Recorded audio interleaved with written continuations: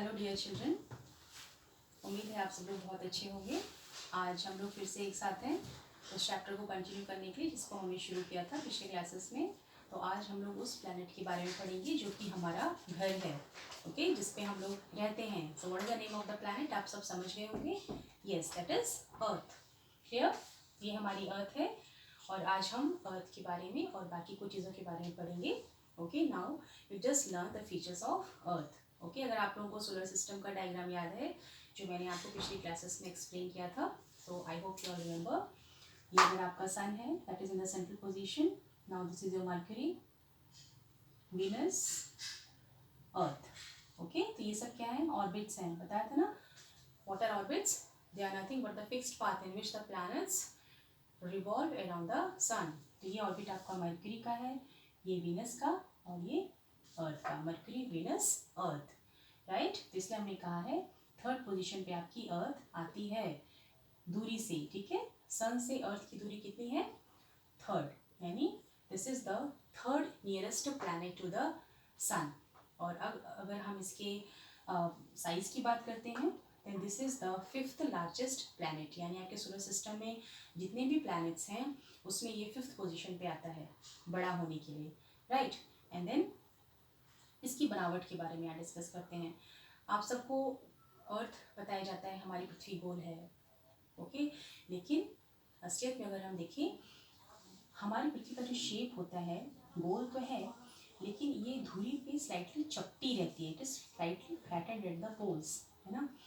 आप सबको पता है we have two pole, that is the north pole and this is the south pole, ठीक है। तो ये धुरी पे अपनी चपटी है और यहाँ से ये बल्जिंग है, यानी थोड़ा सा इसका शेप जो है बाहर निकला हुआ है, ओके। इसलिए हम लोग कहते हैं that it is slightly flattened at the poles and that is why it is described by the name geode.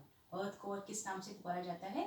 Geode. Geode का मतलब ही है earth like shape, okay. This is the meaning of the word geoid. इसीलिए हम क्यों कहते हैं the earth is described as geoid, that means an earth like shape, ठीक है। तो अभी आपको क्लियर हो गया होगा। अब हम इसकी फीचर्स देखते हैं अर्थ के, किस कारण से इसके यहाँ लाइफ एग्जिस्ट करती है। ऐसी कोई प्लैनेट नहीं है जहाँ पे जीवन है, ठीक है। अब ऐसी क्या कारण है? So the first reason is it is neither too hot not too cold. ये ना तो ज़्यादा गर्म है और ना ज़्यादा ठंडी है, ठीक है। अब आप अर्थ की पोजीशन देख सकते हैं, अर्थ यहाँ पे हमारी इधर है। अभी आपका पहला प्लैनेट क्या है? Mercury. Mercury is the nearest planet to the sun. तो आप सोच सकते हैं वहाँ पे कितनी गर्मी होगी। और आपके सोलर सिस्टम का आखिरी प्लैनेट किसको माना जाता है? नेपच्यून को। नेपच्यून आपके सन से बहुत दूर है और यही कारण है this is the coldest planet, okay. तो हमारी अर्थ की जो पोजीशन सोलर सिस्टम में ऐसी है जहाँ पे जो सन रेज हमारी आ रही हैं वो ना ज़्यादा गर्म हमको करती है ना ज़्यादा हमको ठंडक देती है। तो यही कारण है कि यहाँ पे जीवन पाया जाता है, राइट। और फिर यहाँ पे और हमको क्या चीज़ें मिलती हैं? We have air and water. हमारे पास हवा है और पानी है। और हवा में भी क्या होता है भाई? हवा क्या है? हवा बहुत सारी गैसेस का मिश्रण है, ओके। तो अब सारी गैसेस तो हमारे लिए यूजफुल नहीं हो सकती हैं, लेकिन इसमें एक गैस ऐसी है जिसको हम लोग कहते हैं life supporting gas. Life supporting यानी अब यहाँ पे मैंने शॉर्ट फॉर्म में लिखा है SUPP। आप लोग बोर्ड से देख के कुछ चीज़ें नोट करने की कोशिश करते होंगे। तो यहाँ पे कुछ चीज़ें मैंने शॉर्ट फॉर्म में लिखी हुई है just to adjust the my board, okay, so that it takes the less space. तो यहाँ पे जब मैं बोलती हूँ तो आप मेरी बातों को ध्यान से सुनेंगे तो आपको पता चलेगा कि मैंने यहाँ पे क्या लिखा है, okay. So this is your life supporting gas. Which gas? Oxygen. तो एयर में जो गैस जो सबसे इंपॉर्टेंट है जो हमको जीवन देती है वो है ऑक्सीजन। और दूसरी चीज़ क्या है? यहाँ पे पानी पाया जाता है। अब ये पानी, इसकी वजह से क्या होता है? हमारी अर्थ जो है वो ब्लू दिखती है। कहाँ से दिखती है? आउटर स्पेस से। आउटर स्पेस से जब हम अर्थ को देखेंगे तो ये नीली दिखाई पड़ेगी। इसका कारण क्या है? That 2/3 of the surface of earth is covered with water, right. 2/3 हिस्सा आपकी अर्थ का पानी से भरा हुआ है। ये कारण है कि हमको नीली दिखाई पड़ती है। और हम और इसको किस नाम से जानते हैं? ब्लू प्लैनेट के नाम से। हमारी अर्थ को ब्लू प्लैनेट भी कहा जाता है because of this reason, clear.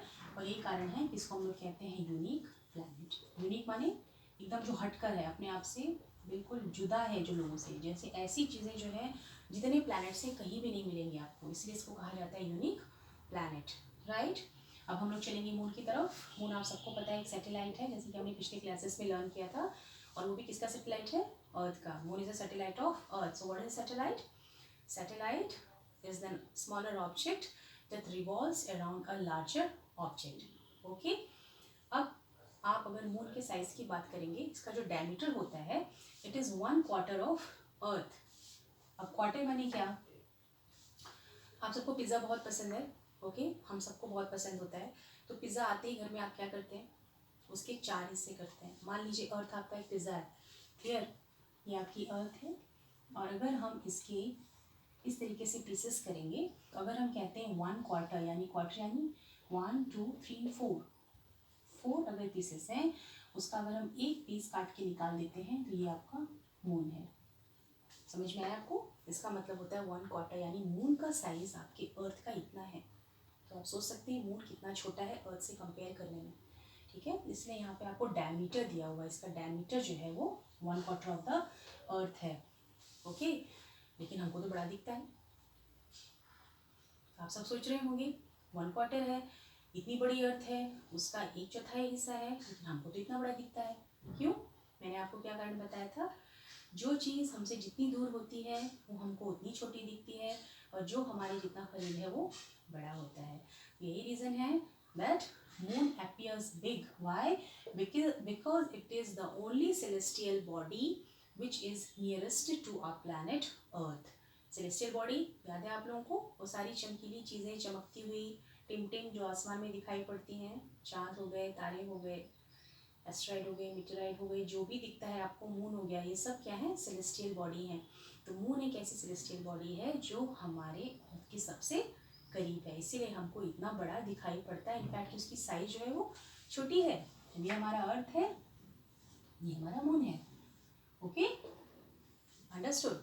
इसकी जो डिस्टेंस है 3,84,400 किलोमीटर फ्रॉम अस। अस का मतलब हम, यानी जो अर्थ है, ओके?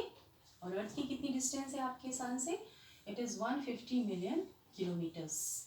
तो हम इन दोनों की डिस्टेंस को अगर कंपेयर करेंगे तो हमको पता लग जाएगा कि अर्थ सन से कितनी दूर है, और जो हमारा मून है वो अर्थ से कितनी दूर है, राइट?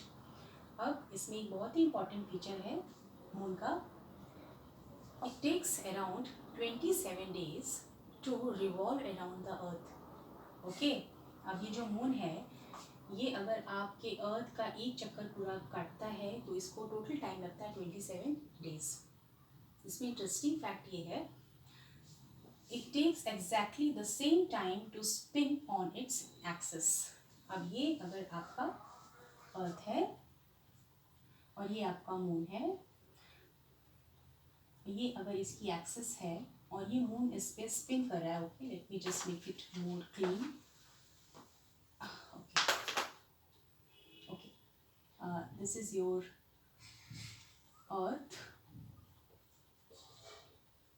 और ये आपका मून है, ठीक है? इसको मान लेते हैं मून है। अब ये आपकी एक्सिस है, मून की एक्सिस है।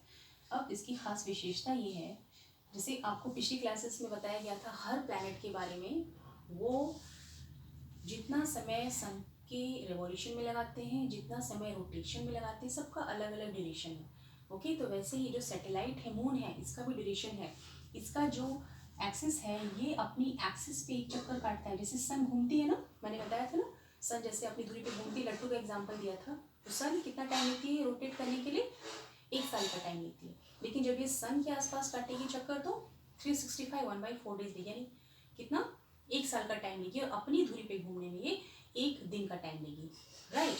तो वैसे ही मून जो है, ये जब अपनी धुरी पे रोटेट करेगा, इट टेक्स 27 days, और ये जैसे ही घूमता है उसी प्रकार घूमते हुए ये सन के अर्थ के आसपास जब घूमता है इसका चक्कर, तो इसमें भी इसको पूरा 27 days ही लगता है, ओके?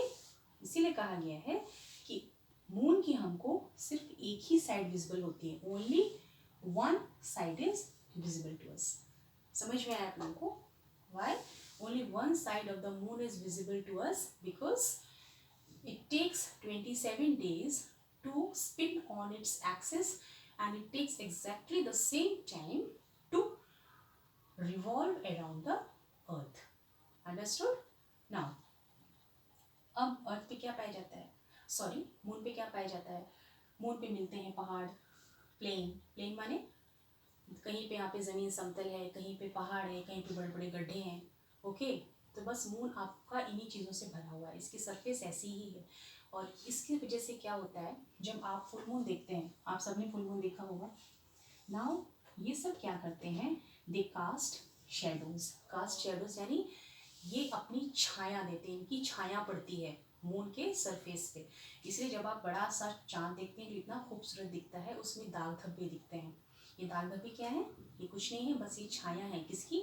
इसके ऊबड़ खाबड़ धरातल की, मून के, right, because of mountains and all these things.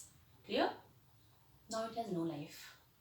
Moon पे लाइफ नहीं है, why? Because of unfavourable conditions या फिर no favourable conditions. Favourable conditions का मतलब क्या होता है? ऐसी स्थितियाँ जो जीवन के लिए उत्तरदायी हैं। अर्थ में फेवरेबल कंडीशन है लाइफ के लिए, क्यों? यहाँ पे ऑक्सीजन है, यहाँ पे वाटर है, यहाँ पे टेम्परेचर अच्छा है, यहाँ पे इसकी पोजीशन बढ़िया है सन से, एवरीथिंग इज़ वेरी नाइस, तभी यहाँ पे जीवन है।